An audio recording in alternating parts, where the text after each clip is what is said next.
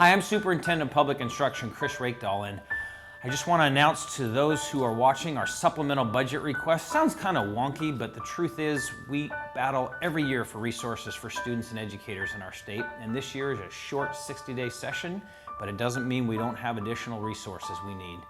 This year we're going after several critical items that support students and educators. We're going to ask for additional resources to support students with disabilities.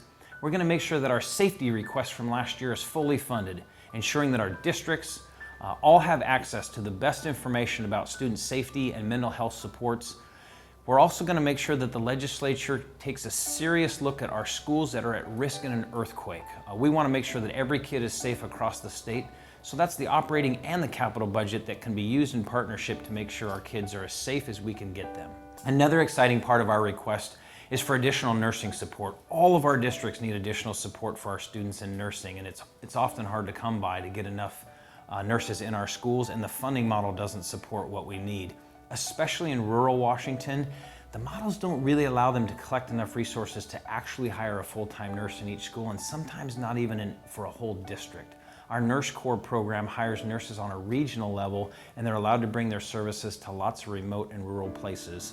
This is a program that has not seen enhancement for years. We're going to really make an effort here to ensure that kids in rural communities get equal access to nurses, and there'll be an opportunity in later years to really beef up overall nursing supports across our districts. We have beginning teachers that get great mentorship, but not all of them, and we think every educator in the state should get great mentorship when they start. They're more likely to stay in the profession, and it turns out that they end up being awesome teachers with that great support.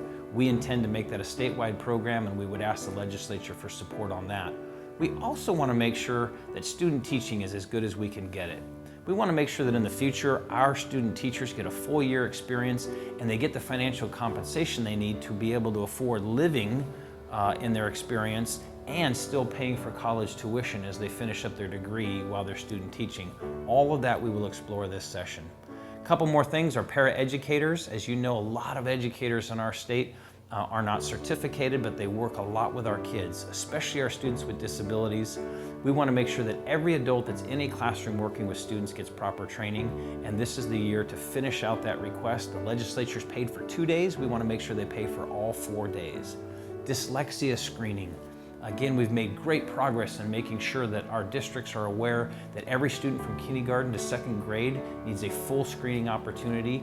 If we can identify dyslexia early, we can make tremendous progress for students, support them, and get them on grade and very successful. And lastly, the legislature's asked us to look at the basic education funding model. I know you've read a lot about basic education and the legislature fully funding. They've done a really good job bringing our state up to our standard for quality educational supports. But they relied on a funding model that was drafted 10 years ago. So much has changed. Mental health issues, chemical dependency issues, safety issues. There's so much about our schools today that don't look at all like they did even 10 years ago. The legislature's asked my office to look at that with research to say what is it we would exactly do differently if we were redesigning the education program in our state. We've got a team of people doing that. They represent groups and organizations across the state.